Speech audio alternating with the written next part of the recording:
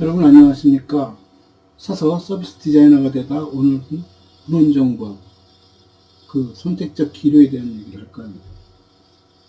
문헌정보학이라는 학문이 발전했는데 지금 또 문헌정보학은 존재하고 있고 도서관 사서들을 배출하고 있는데 우리가 배우는 내용, 우리가 가는 진로, 우리가 알고 있는 것, 우리가 현장에서 해야 하는 것, 이게 다 제대로 일치하고 있나?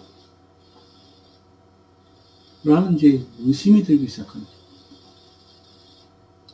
도대체 우리가 뭘 배웠으면 그 배운 것을 현장에 가서 그 배운 내용을 써먹고 일을 해야 하는 것이 맞는데 우리 배운 내용이 정확히 뭔지에 대한 얘기와 현장에서 그 내용들이 얼마만큼 설득력이 있는지와 현장 어떻게 변해가고 있는지가 잘 맞지 않고 있다는 생각이 듭니다.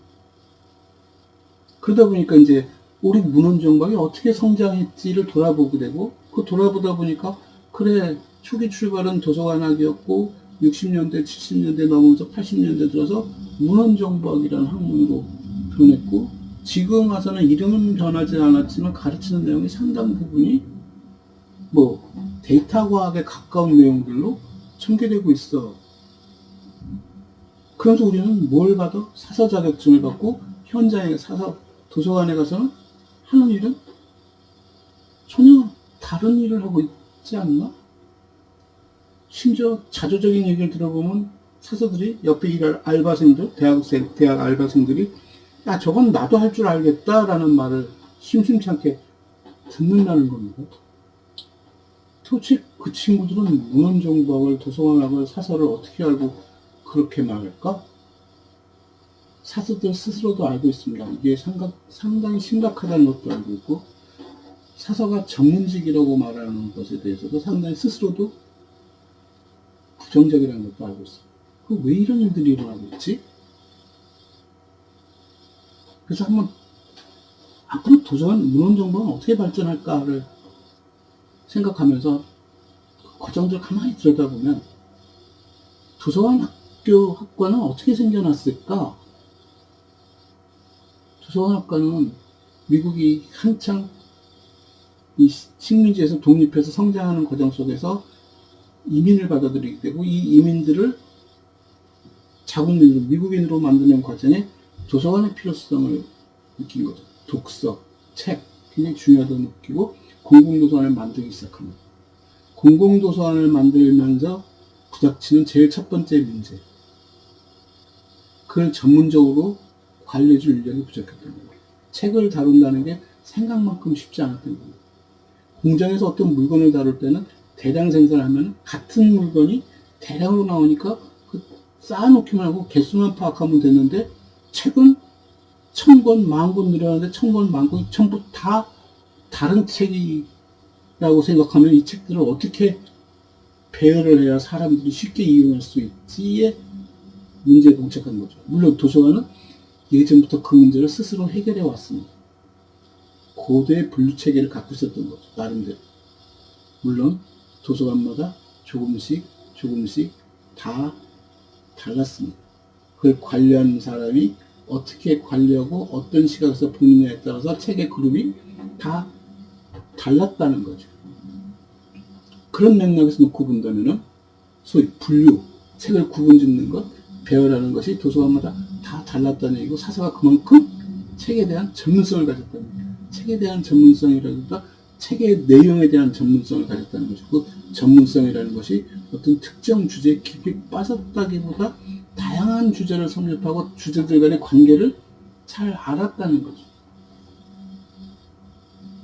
근데 그런 사서를 구하기도 쉽지 않았을 뿐만 아니라 도서관이 많이 만들어질 때마다 사서들이 굉장히 비싼 가격에 필요해졌고 인력 양성하는데도 굉장히 어려움을 겪었던 시절들이었습니다. 그때 한 분이 분류표를 하나 개발합니다. 10진 분류책. 데시멀 클래시피케이션을 만들고 10진 분류책이 굉장히 체계적으로 만들어졌고 그것이 엄청난 인기를 끌기 시작하면서 도서관들이 채용하기 시작합니다.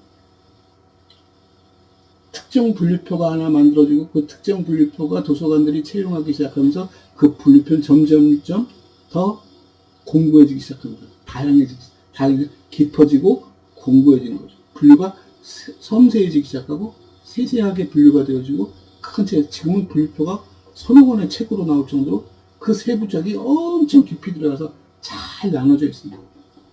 지나칠 정도로 잘 나눠졌다 보니까 그런 것들을 통해서 저 분류표를 가르치면 분류가 그리 어렵지 않았다는 겁니다. 그 분류표를 가르치기 위해서 도서관 학교가 필요했던 거예요. 첫 도서관 학교의 이름도 라이브러리 이코노미였습니다.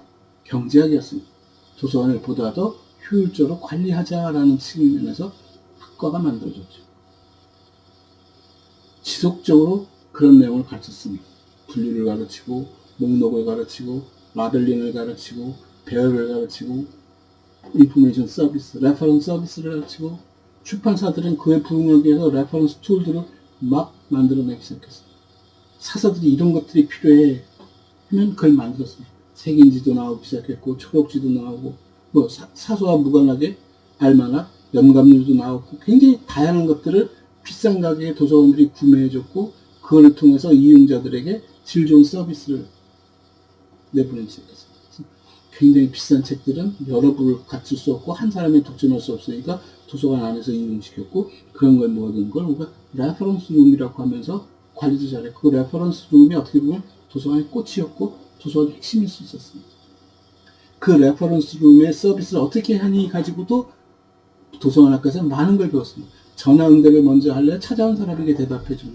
저 사람이 물어보면 어디까지 답을 해줘야 하니? 단답식에 답을 해줄까? 아니면 아주 숙제를 들고 오면 숙제를 풀어줘야 하는 게 답일까? 문제가 좀 제안 자체가 이렇게 뭐랄까 이렇게 예시 자체가 적절하지는 않습니다만 이용자들의 다양한 질문에 어떻게 적절하게 대답해야 할까가 도서관학과에서 배우는 내용 중에 상당히 중요한 부분이기도 했습니다. 어디까지가 사서가 책임져야 할 부분이고 어디까지는 이용자에게 맡겨야 할 부분인가, 그 도서관이 왜 필요한가, 도서관의 존재 이유는 무엇인가, 이런 얘기도 참 많이 나눴습니다. 그래서 도서관이 학교는 아니다, 우리가 가르치는 사람은 아니다. 그러나 도서관을 찾아온 사람들이 도서관을 쉽게 이용하기 위해서 도서관 이용에 대해서도 교육을 시켜야 한다. 어디까지 가르쳐야지? 아, 툴들에 대한 정보를 주자. 이거는 사전이고 이건 뭐고 이건 어떻게 이용하는 거고, 그게 굉장히 중요했습니다. 그러다 보니까 대학 다닐 때 그런 걸 배웁니다. 초록지가 있으면 초록지는 어떻게 이용하는지 아니? 알파벳으로 이용하겠죠. 아니, 어떤 식으로 배열되는지 배열 특징이 있습니다. 케미컬 앱스트랙트, 화학 공식들을 잔뜩 집어넣고 이것이 어느 책에 나오고 어느 논문에 나오는 내용인지 찾아가는 사람들에게 화학식 하나만 가지고도 필요한 논문을 찾을 수 있게 하려면 화학식을 어떻게 표현하고 어떻게 배열해서 어떻게 찾아 들어갈까? 그걸 케미컬 앱스트랙트를 만든 사람의 아주 엄청난 노하우죠. 그거를 사서는 배웠습니다. 사람들이 물어보면 어떻게 접근하고 어떻게 이용할 수 있게끔 이용법도 가르쳐주고, 이용법을 가르쳐주려니까 그 책의 구조도 배우기 시작해요. 그 사전에, 우리말 사전에는 가나다식 배열이 있고 각가나식 배열이 있습니다. 어떤 경우는 워드 바이 워드로 배열했니, 레터 바이 레터로 배열했니, 띄어쓰기의 이 구조, 띄어쓰기 하나하나도 하나의 문자처럼 작동하니, 그런 걸 배웠습니다. 굉장히 중요한 거였죠.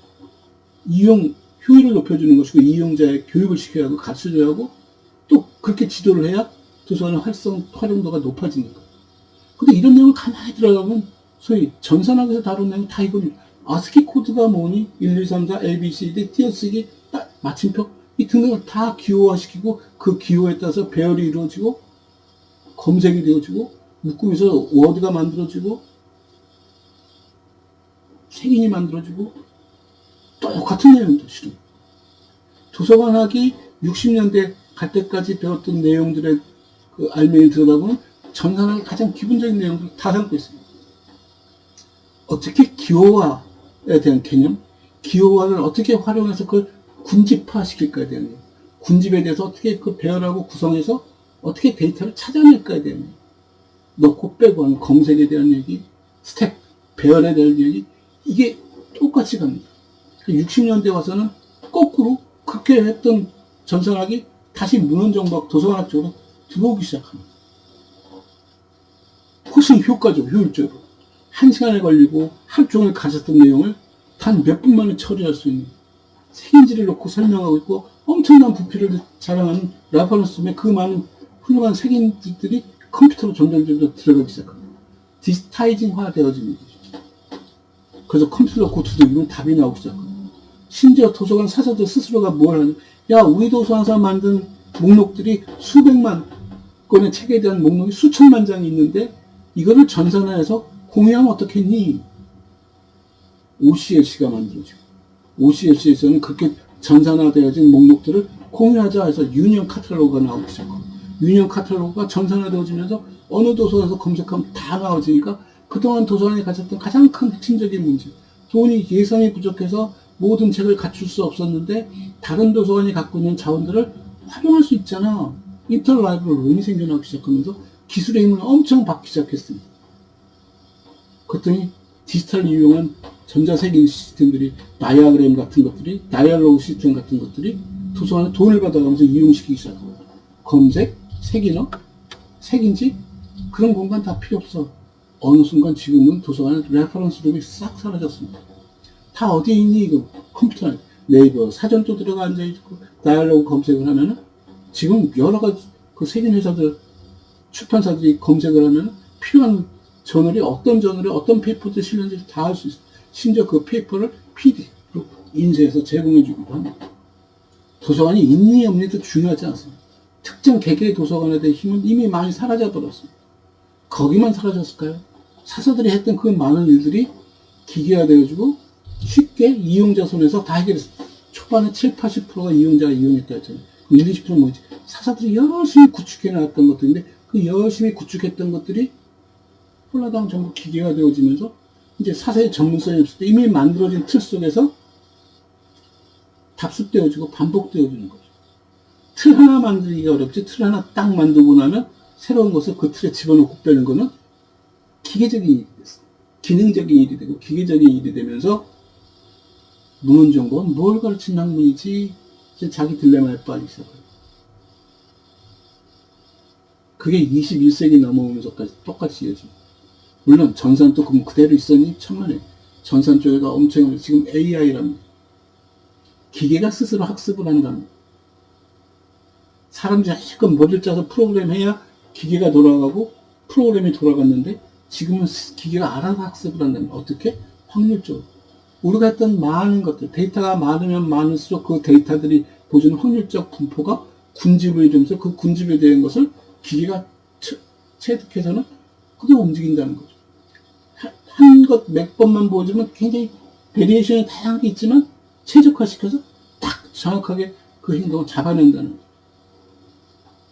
문헌정보가 앞으로도 존재할까?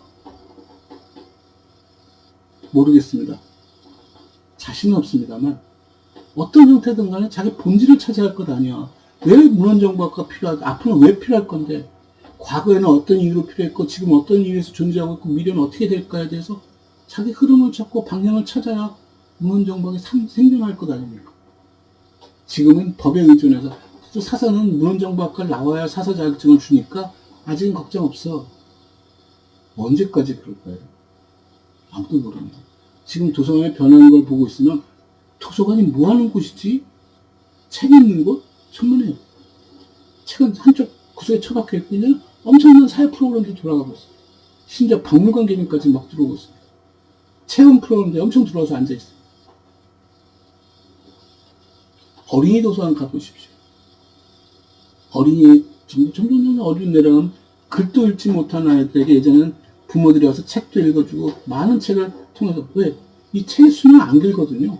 언어는 부쩍부쩍 크는데 그 책을 전부 사놓으면 물론 우리나라는 그렇게 한 시절도 있었고 지금도 그런 부모들이 꽤 많습니다만 도서관에는 그 많은 어린이 책들을 읽혀주고 그게 어린이 도서관의 역할이었는데 지금은 어린이 도서관에 책을 읽혀주는 것보다 모여서 같이 떠들고 노래하고 책 보고 그림책 보고 떠들면서 노래하고 체험하고 하는 게 훨씬 커졌습니다. 잘못됐다는 것이 아니라 그런 것도 책의 기능, 순기능 중에 들어가는 것이 소위 문자의 기능, 독해의 기능, 문해의 기능, 문해의 확장 놓고 보면 도서관이 변해가는 것도 당연하다고 여겨지는데 그럼 문헌정보학에서는 뭘 가르치지? 여전히 독서 얘기하고 앉아있고 분류 얘기하고 앉아있고, 데이터 얘기를 한다 하지만 실은 도서관과 무관한 사회 얘기죠. 정보 시스템, 정보 서비스라고 하는데, 정보 서비스가 도서관의 것만이니? 그렇진 않은데, 아니, 정보 서비스가 도서관만의 것이 아니라 하는 것까지는 오케이, 좋은데, 그럼 사서는 정보 서비스를 배울 때 도서관의 정보 서비스만 해야 하는 거니? 정보 서비스가 도서관과 도서관밖에 다르니?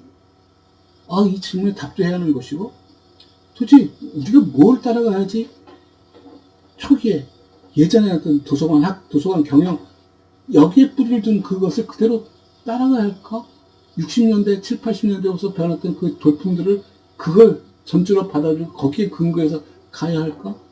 아니면 지금 21세기 넘어가면서 나타나고 있는 이 많은 변화들을 수용해서 가야 할까? 그렇다면 도서관은 어떻게 변해가고 있지? 과연 문헌정보학과는 도서관과 같이 묶여서 움직일까? 언젠가 떨어지지 않을까? 한참 그가 고민이 할 때. 그래서 오늘의 이 얘기를 1시간 더 연장해서 다음 시간에 여기까지 해서 어떻게 가는 게 옳을까? 뭐가 우리의 길일까? 찾는 그런 시간이 되길 바랍니다. 감사합니다.